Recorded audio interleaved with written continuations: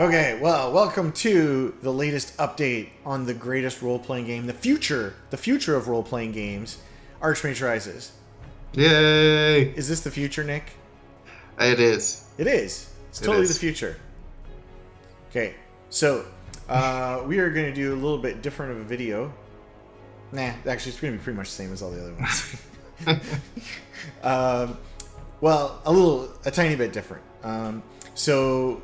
We got a request from a fan saying, like, hey, it's really great, all these features and everything that you're putting in the game and stuff, but I feel a little lost. Like, what is Archmage Rises now, right? Like, I thought I knew, and then you talked about fishing for half an hour last week, and what is this thing, right? So I thought we'd start with just going over what exactly Archmage Rises is and why we're working on what we're working on. Sounds good. So good at the cues. I'm really on top of it today. Yeah. I can just point at you. Oops, that's the wrong way. Okay, Nick, say something. Purple Monkey Dishwasher. Oh, man. So much editing. Did you watch the video from last week? No. I haven't watched that one. Nick, I put in the fishing from your Zelda game that you mentioned. I put it right in the video. So you could reminisce. Have to watch it.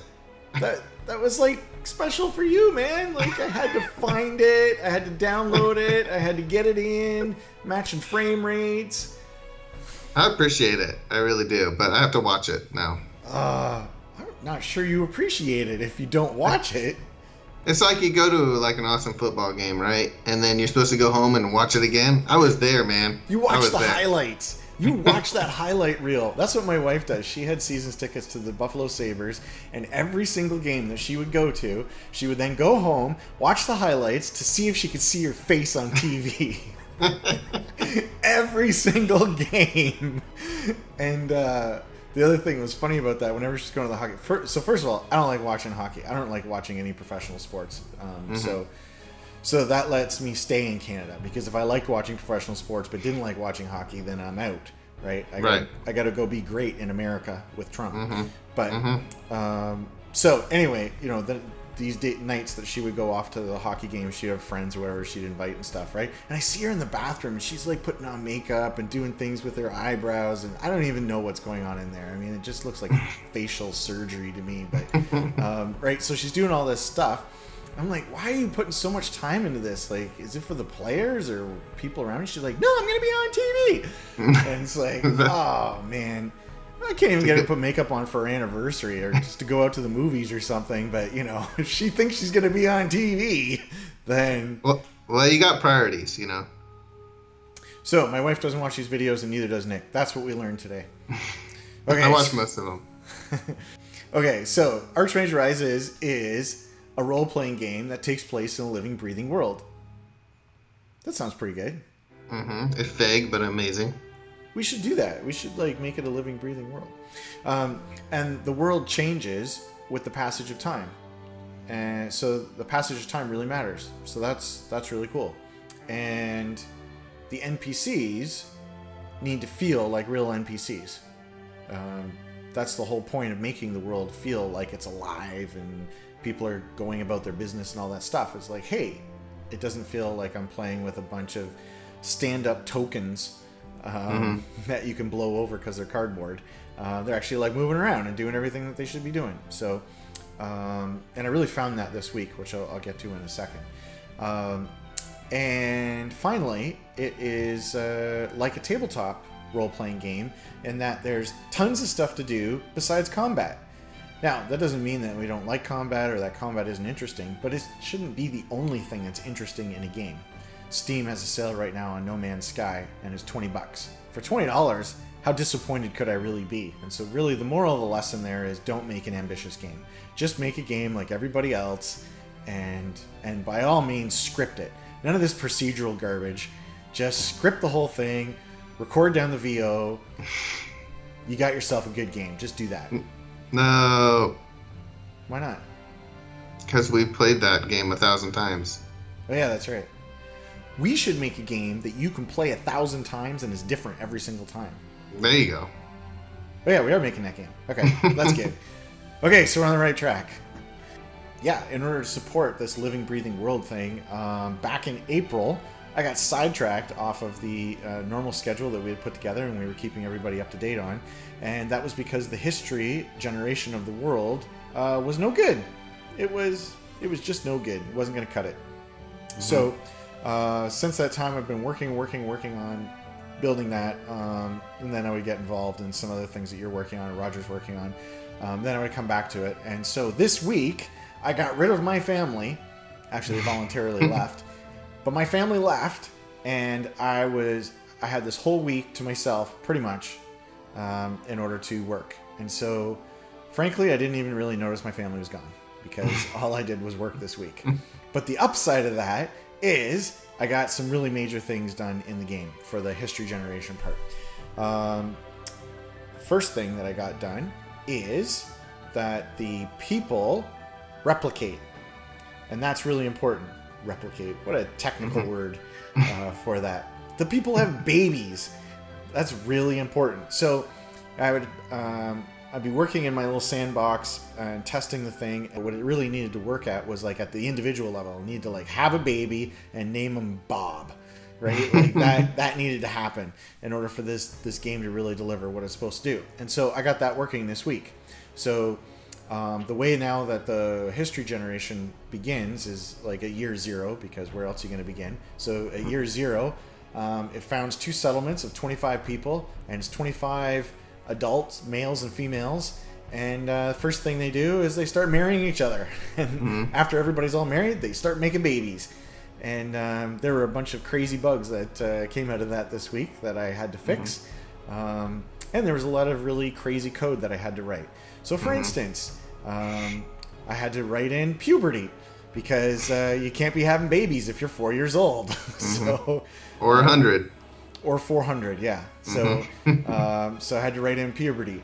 And then that was working pretty good, and people were getting married and stuff. Basically, you can't get married until you've had puberty. Okay, that's great. But then I had women who were getting pregnant at like 60, 70, and 80 years old. And I was like, I got to put in menopause. So this week I wrote menopause code.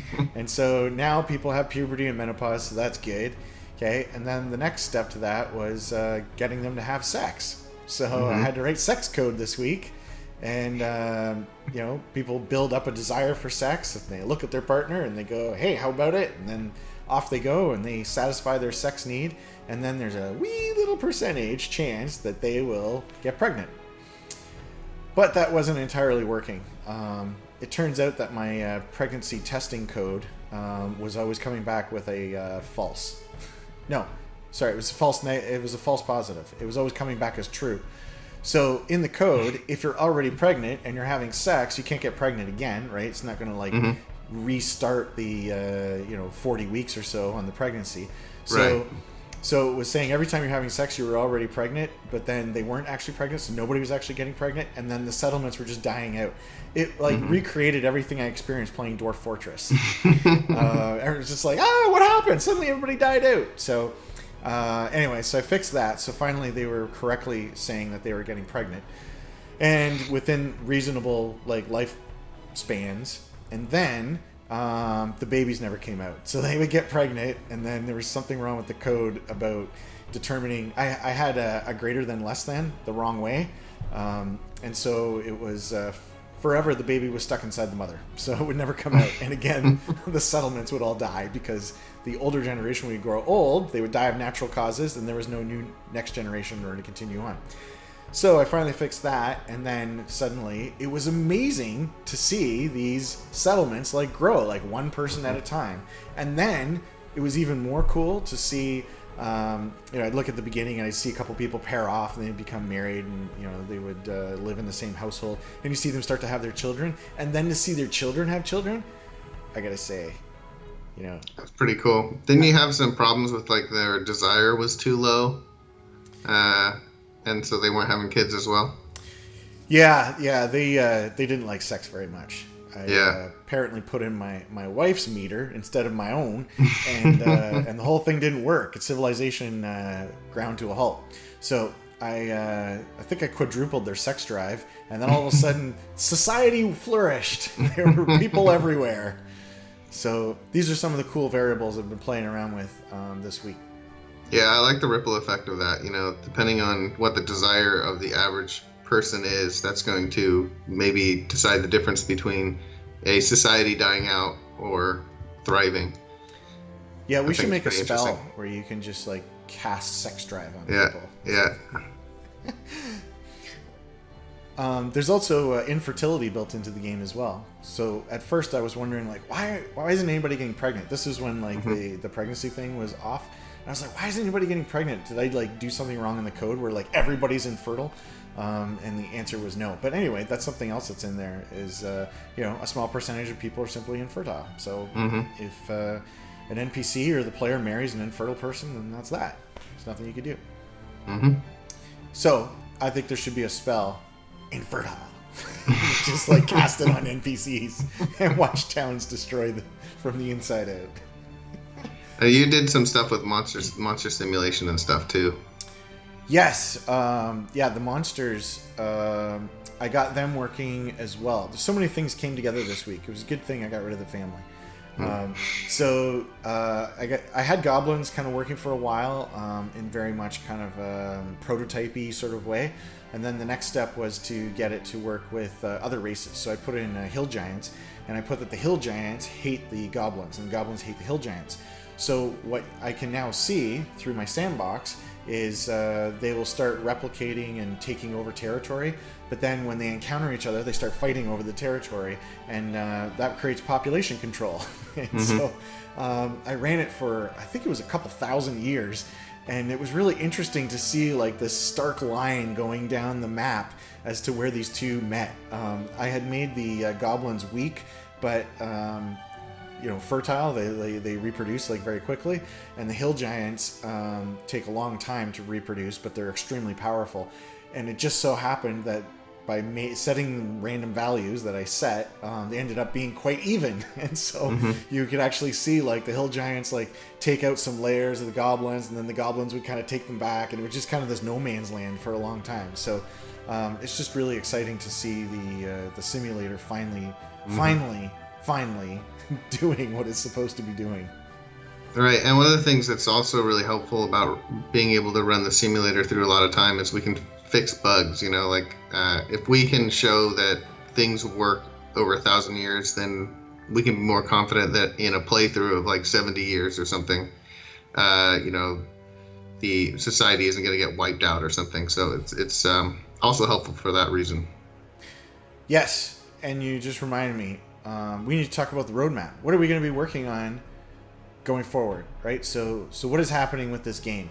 I got this very lovely email from I think the newsletter that I sent out at the end of July, beginning of August, and it was just a one word response that said vaporware, and I want to thank him for his encouraging thoughts as they relate to Archmage Rises. I'm not sure exactly why he took the time in order to write that, but you're busy working on UI 3, and how is that going?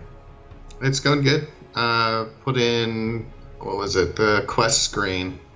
So making sure that we can already see the quests on the timeline, so you see where things are coming, but we needed a way to be able to really quickly be able to see all the quests that you have, when they're going to end, the people associated with it, that kind of thing. So more view into the data. So when are you going to be done putting in UI 3? I don't know. As soon as I stop getting requests to make more UI stuff, I would say. That's not a specific answer. Okay, so I'm working on the history generation. I think it's going to be another week because I'm mostly done, but I'm going away to Gen Con next week. I'm leaving on Wednesday, so it's really, I only have a Monday, Tuesday week. So it's going to be about a week for me to finish up the history generation, and then I'll start merging it into the main code base. How long is it going to take you to finish the UI screens? I mean, just to get them in there running, it'd probably take me a week or two, probably a week and a half to get them all in there. Okay. As for linking them all up to the data, we still have to get like the followers and everything implemented, so that'll take longer, but for just the UI, a week and a half, I'd say. Okay. So once you get the UI done and I get the history generation code merged in, and it sounds like those things might be happening somewhat simultaneously, then I'm going to work on the build. We're going to all this stuff that we've been showing since April-ish, through these updates and some of the things we talked about on forums and whatever, all this stuff we're going to finally release to everybody who has pre-ordered. So there's going to be a lot of work into fleshing out a lot of these systems. So for instance, like with the Mage Tower, I don't know how many rooms we had, 3 or 4 rooms that you could build. Now we're going to really flesh that out because there's a lot more that you can do in the game and a lot more of that requires having rooms. So for instance, like the prisoners, we got to get the dungeon room in there so that you can actually grab people and put them in the dungeon and turn them into prisoners and then sell them to the slave markets. There's just like all this stuff that we have to get working. Like it's there, we have all these features, but we just got to get it working. So we're going to get that going, and we're at mid-August right now. We're just before mid-August. So it sounds like early September we're going to be working on the build, and that'll probably take us a week or two in order to get the build stuff going. I'm not exactly sure how much content we need to create, but anyways, we'll create a bunch of content. So that looks like kind of mid-September that we'll be able to get the build out. Sounds good. Does that sound realistic? Yeah, I think so. Okay. But anyways, if nothing else, if the dates are wrong, that's still the sequence in which we're working on things. I'm just wrapping up the history generation, and I'm finally over the hump. I'm finally like, it works, and I'm happy. It's not perfect yet, but it works, and got to get that into the game.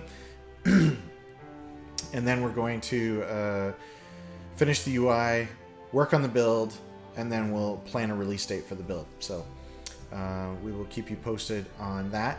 And then the final thing after that, once we've got that build out and people are happy with it, doesn't have any like really stupid bugs in it, then I'm going to go and update the website and trailer and a bunch of other things about the game, just because a lot of those things are dated. Screenshots on the website are from a very, very long time ago. So the fact that people are still pre-ordering every month, almost every week, people continue to pre-order is amazing to me, because those screenshots are not nearly as good as how the game actually looks right now. But that's what you get when when you're building it as you try to tell people about it. So I think that's it. That's kind of the roadmap to build 11. Did I miss anything? Is there anything else to say there, Nick? Probably, but I can't think of it. Okay, well, until next time, may the force be with you, Nick. Thank you, and may it be with you as well. All right. Okay. Bye. Bye.